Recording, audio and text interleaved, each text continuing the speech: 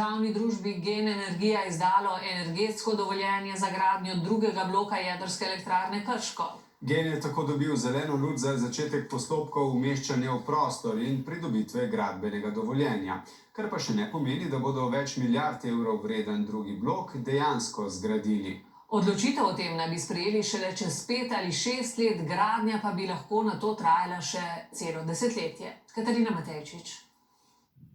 Le še 2 leti nas loči od izteka življenjske dobe zdajšnje jedrske elektrarne v Krškem, res pa je, da že teče postopki za njeno 20-letno podaljšanje.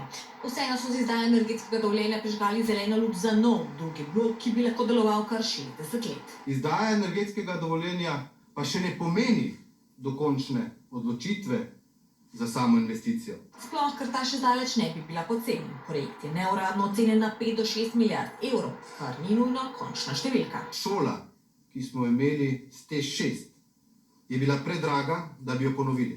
Očitno pa vseeno ni prinesla usklajenosti. Odgovora ključnih mož na vprašanje, kako bomo, če bomo financirali drugi blok, sta bila namreč precej različna. Smo odprti za pogovore nazadnje tudi z lahko drugimi državami, če želite, tudi z kakšnimi drugimi investitorji. Računamo na lastne vire, na svoje investitorske vire, na obveznice in kredite.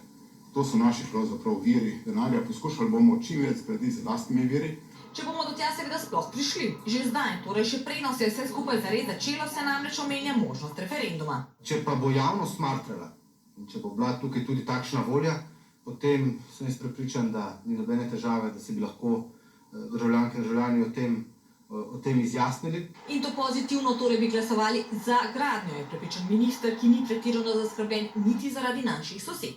Še posebej Avstrija, kar je zelo jasno povedal tudi njihov premier Sebastian Kurz, nikakor ni navdušena nad novo jedrsko tovarno v svoji bližini.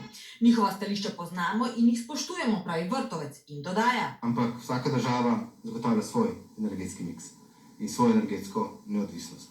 In mi jo bomo morda tudi z jedrsko energijo. Ali smo priča eni najhujših